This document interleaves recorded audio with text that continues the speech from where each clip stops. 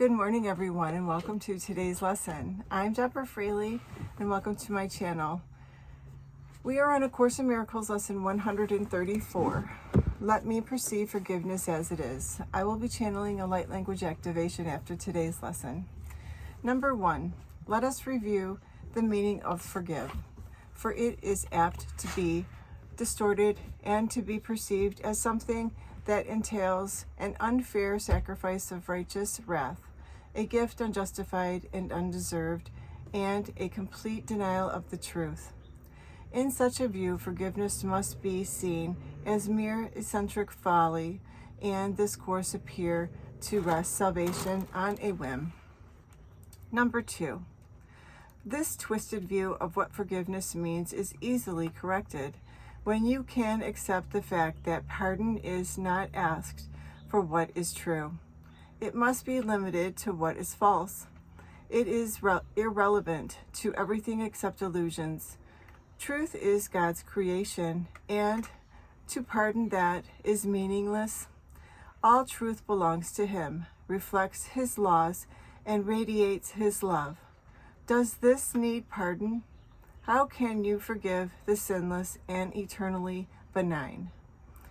Number 3, the major difficulty that you find in genuine forgiveness on your part is that you still believe you must forgive the truth and not illusions. You conceive of pardon as a vain attempt to look past what is there, to overlook the truth, and an unfounded effort to deceive yourself by making an illusion true.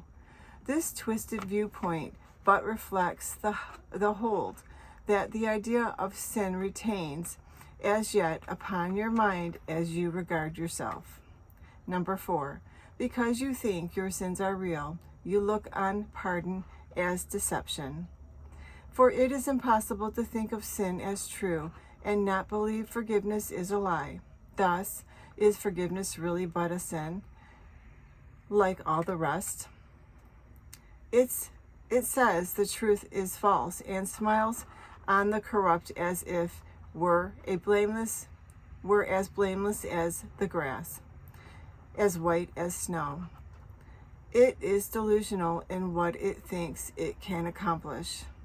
It would see as right the plainly wrong, the loathsome as the good.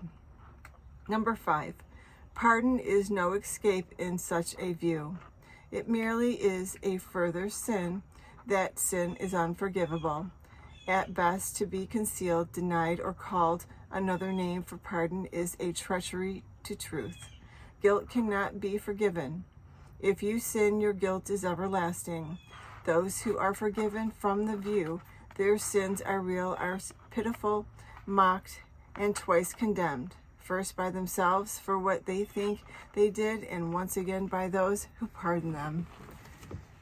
Number 6, it is sin's unreality that makes unforgiveness naturally and wholly sane, a deep relief that those who offer it, a quiet blessing where it is received. It does not countenance illusions, but collects them lightly with a little laugh and gently lays them at the feet of truth, and there they disappear entirely. Number 7, forgiveness is the only thing that stands for truth in the illusions of the world.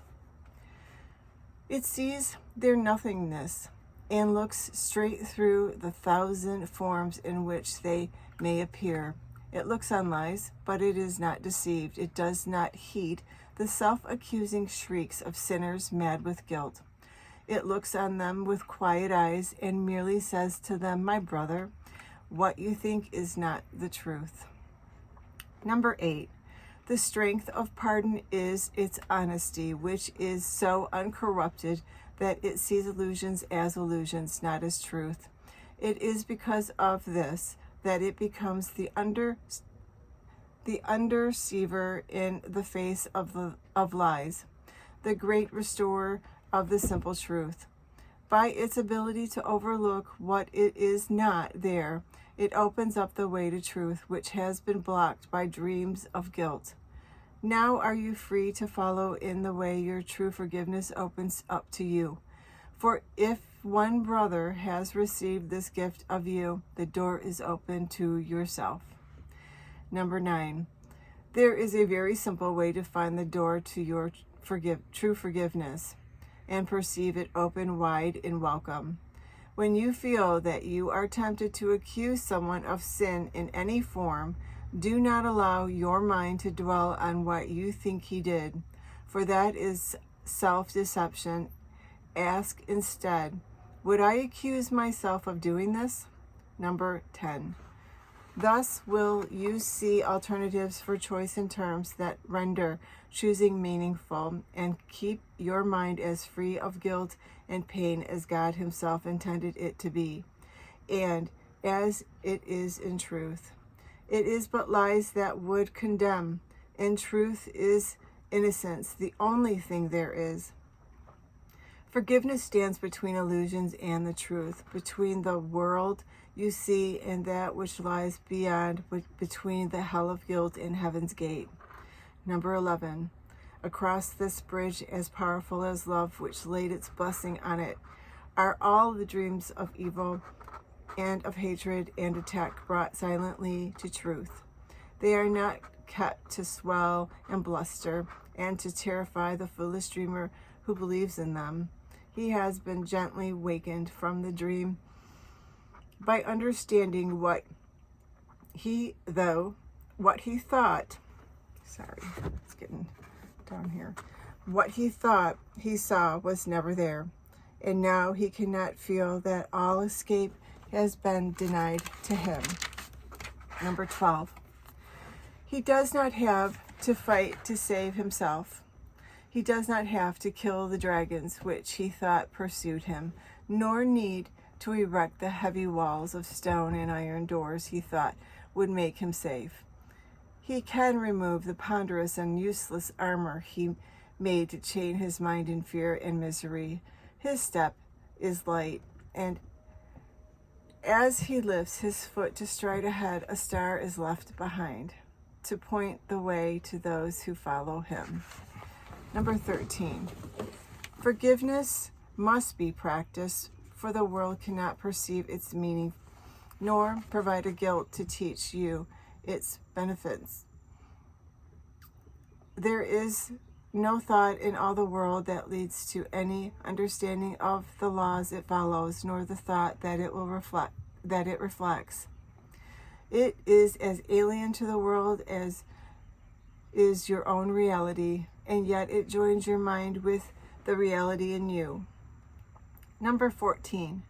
Today we practice true forgiveness, that the time of joining be no more delayed, for we would meet with your reality in freedom and in peace. Our practicing becomes the footsteps lighting up the way for all our brothers who will follow us to the reality we share with them. That this may be accomplished, let us give a quarter of an hour twice today and spend it with the guide who understands the meaning of forgiveness and was sent to us to teach it. Let us ask him, let me perceive forgiveness as it is. Number 15, then choose one brother as he will direct and catalog his sins, as one by one they cross your mind. Be certain not to dwell on any one of them, but realize that you are using his offenses but to save the world from all ideas of sin. Briefly, consider all the evil things you thought of him. Of each time, ask yourself, would I condemn myself for doing this? Number 16. Let him be freed from all the thoughts you had of sin in him. And now you are prepared for freedom. If you have been practicing thus far in willingness and honesty, you will begin to sense a lifting up, a lighting of weight across your chest, a deep and certain feeling of relief. The time remaining should be given to experiencing the escape from all the heavy chains you sought to lay upon your brother. where we laid upon yourself. Wait. Experiencing this escape from all the heavy chains you sought to experiencing the escape from all the heavy chains you sought. I'm sorry, I'm just going to repeat this. Number 16. Let him be freed from all the thoughts you had of sin in him. And now you are prepared for freedom. And if, sorry, my dog out there is distracting me. I apologize. Okay, number 16. Let him be freed from all the thoughts you had of sin in him, and now you prepared for freedom. And now you are prepared. Oh my gosh, I'm so sorry. I don't want to have to. It's such a long lesson. I don't want to do it over. Okay. Number 16, let me be prepared from all the thoughts you had of sin in him, and now you are prepared for freedom. If you have been practicing thus far in willingness and honesty, you will begin to sense a lifting up, a lighting of the weight across your chest, a deep and certain feeling of relief. The time remaining should be given to experiencing the escape from all the heavy chains you sought. So lay upon your brother. Right, but were laid upon yourself.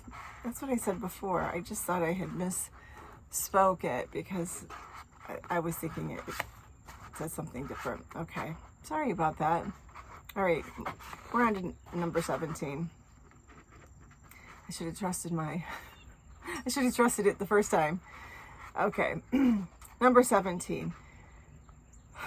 Forgiveness should be practiced through the day, for there will be number 17. Forgiveness should be practiced through the day, for there will still be many times when you forget its meaning and attack yourself. When this occurs, all your mind to see through this illusion as you tell yourself, let me perceive forgiveness as it is.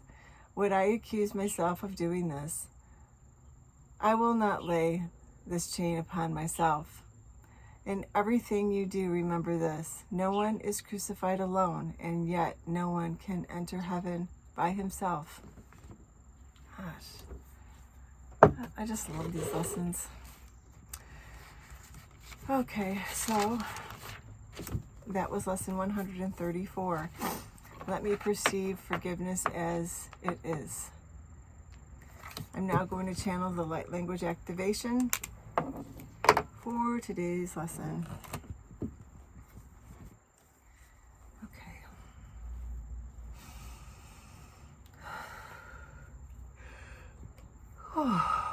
Okay, I'm going to be calling in Ascended Master Jesus, my guides and your guides to assist me with channeling this lesson for today. Thank you. This is a safe and closed circle, in case you're wondering.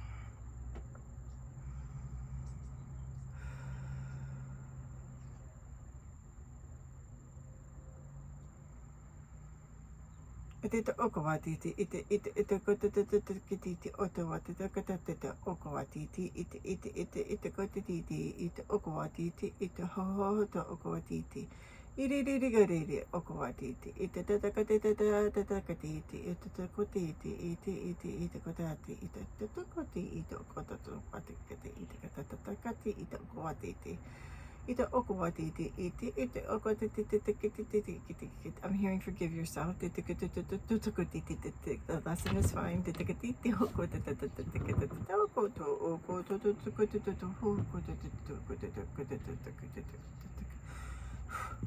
They will get what they need, dear ones. Thank you, thank you, thank you. I'm truly thankful and grateful. Please like, share, and subscribe, so that others may benefit in the teachings. Namaste.